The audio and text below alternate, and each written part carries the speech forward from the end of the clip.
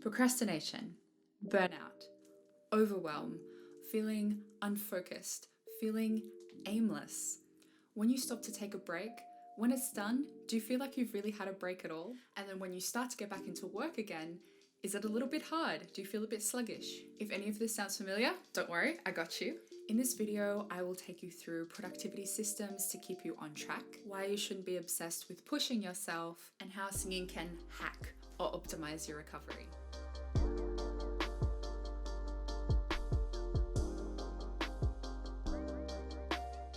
Hello lovely ones, this is Livia. I'm a professional operatic soprano, voice teacher, and the founder of Singing for Self-Care. If you like heart-based singing and health, I highly suggest you click the subscribe button because every Monday you'll receive tips on your most powerful method of self-care, your voice. Because remember, you and your voice are practically magic. So recently I revisited some books that I had previously read, as well as a few new ones that had been on my to-do list for a while. And as I was having a little bit of a refresher, I reflected on something that has actually become quite an important part of my routine. So the author Robin Sharman has a book called The 5 a.m. Club. Now, to be perfectly honest, I have a bit of a love-hate relationship with this book. I think it has some really fantastic ideas, but I really don't like the way it's written. I would suggest that it would be worth getting a SparksNote edition or a summary of the book so you can get the core points down really quickly. So one of the things that's spoken about in the book is what's called the 60-10 method. Now, some of you may be familiar with this or the pomodoro technique, and the two are very similar. So basically you have a period of intense focused time, and then you have a period of rest and recovery. So with the 60-10 method, you have 60 minutes of like a sprint of hard work, followed by a 10-minute recovery. And for Pomodoros, you have 25 minutes of work and then a 5-minute rest. I personally tend to have a preference towards the 60-10 method because I find I'm more likely to get into a flow state of concentration. With Pomodoros, it's just a little bit too short, and by the time I feel like I'm in my work, it's time to stop. And also because it's a shorter amount of time, there's kind of the anticipation of the clock going off. So I can never quite fully commit to my work then. So that's why I prefer the 60-10. Although if you're new to this and maybe you find you can't concentrate for particularly long periods of time, then perhaps starting off with the Pomodoro technique would be a better option for you. So with that being said, something that I actually really want to focus on today is that 10-minute rest and recovery. So more so than ever in our society today, we're quite obsessed with the notion of productivity.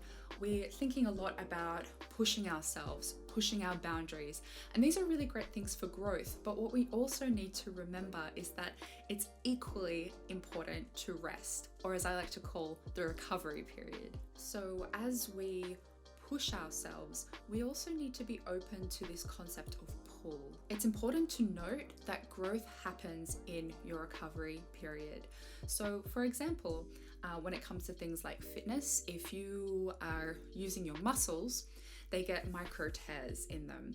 And when you have your rest day, your recovery, and your muscles regenerate themselves, that's what makes you stronger. When you take the proper time to recover and have rest days, you'll hit your fitness goals sooner. So remember, recovery is not doing nothing. Recovery is not lazy. Recovery is the time where you allow rewards to come to you. So remember to stop pushing yourself for a moment and embrace this concept of pull. So now we've spoken about why recovery is important, and specifically optimize recovery. So in order to perform your best, you also need to recover your best. Again, if you look at pro athletes, they allow themselves rest days, but on those rest days, they might be getting a sports massage, they're keeping well hydrated, they do stretches, they might use a foam roller. These are things that align with them working towards their goals. So our brains are much the same.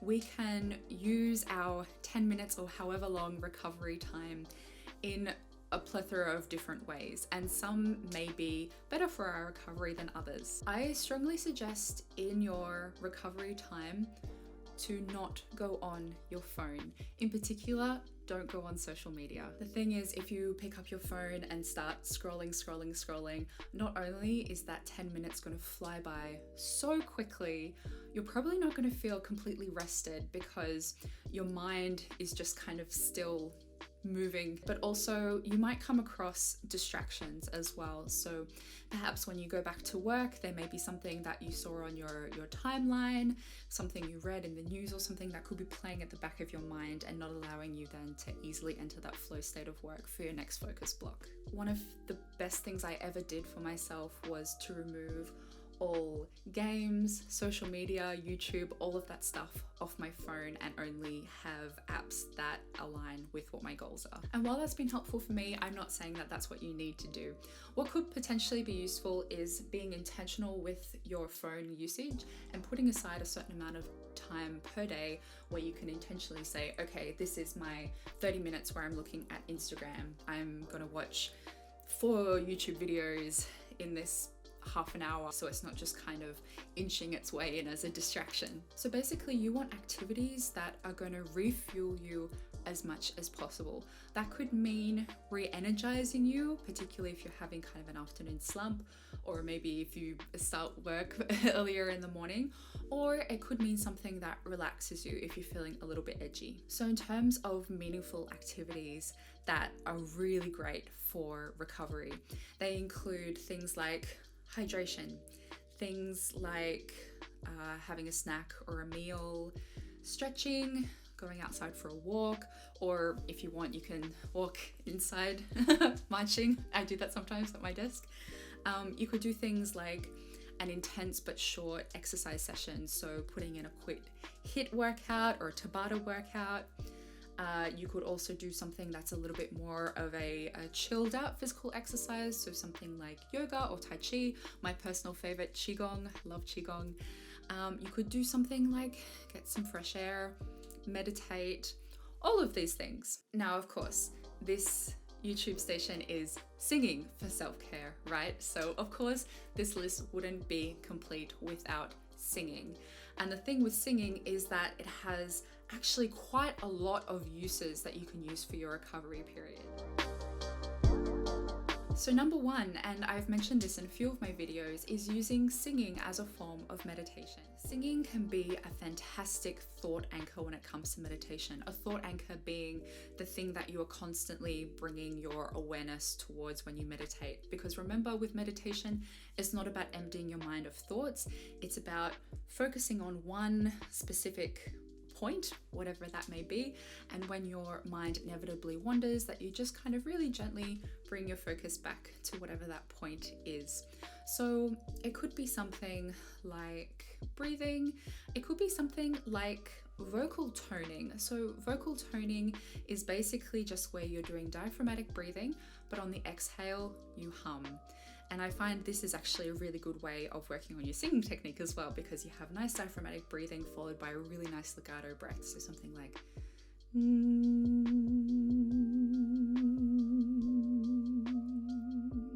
and just each breath out as you go is just a nice hum on whatever pitch you like. Different modes of recovery work better for me at different points of the day. So for example, if I do a traditional meditation in the morning, I find that that makes me really focus for my next block. Whereas if I was to do the same traditional meditation in the afternoon, I find that it just makes me a little bit too lethargic, my mind gets a little bit too sluggish if I do something like that. So for me, it's better in the afternoons to do something like a quick Tabata workout or something like that. I have found that when I incorporate singing into my meditation practice, it overrides that kind of lethargic thing if I do it in the afternoon. So something like vocal toning, or you could do like one of the guided singing meditations on my channel. I'll do something akin to that in my own practice. I find that is a really good way to just kind of re-hone focus and relax, but in a way that's still like an energized, relaxed sensation. The other thing you can obviously do if you choose to sing in your recovery period is to just sing for fun. You could put on a song that you really like and sing along. You could have a whole playlist of songs that you associate with this kind of sense of recovery time, music that gets you in the zone of focus, or things that make you feel relaxed, things that make you feel energized. Putting together a playlist of songs for different occasions is always a really great idea. Or if there's a song not grabbing you, you can just free vocalize as well. You can make something up, you can scat, it doesn't even have to be, beautiful singing. You could just, hey, just free vocalize, and that can be a really good way to kind of get some energy. A third way that you can incorporate singing into your recovery is with your practice schedule. Now, with your practice schedule, us singers, we don't have the same kind of I guess it's part luxury, part curse, in that we practice for hours and hours a day, like some of our instrumentalist friends.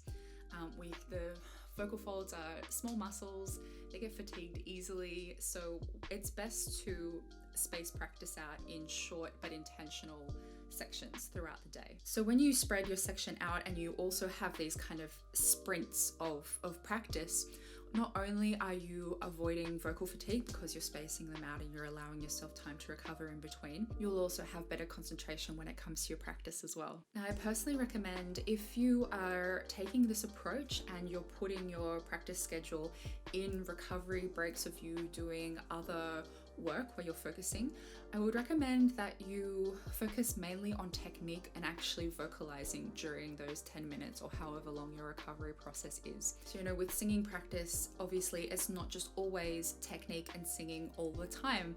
You might spend time learning music or memorizing text or any of these things that are non-actual vocal based work. These are things that are a little bit more cerebral in a way. So you can have an experiment with this and see if you are able to concentrate memorizing text or whatever it is that you want to do in your recovery time.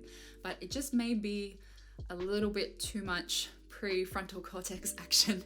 Maybe consider actually using this time to vocalize. The other cool thing about singing is that when you need to go back to work, your recovery period has finished, you can actually use singing to motivate you back into your work as well. For example, I actually use this technique maybe every other day to negotiate myself out of bed. It may seem a little bit strange, but it really works for me, and I would be really interested to see if it works for other people as well. So I'm lying in bed and I might start with a few sirens.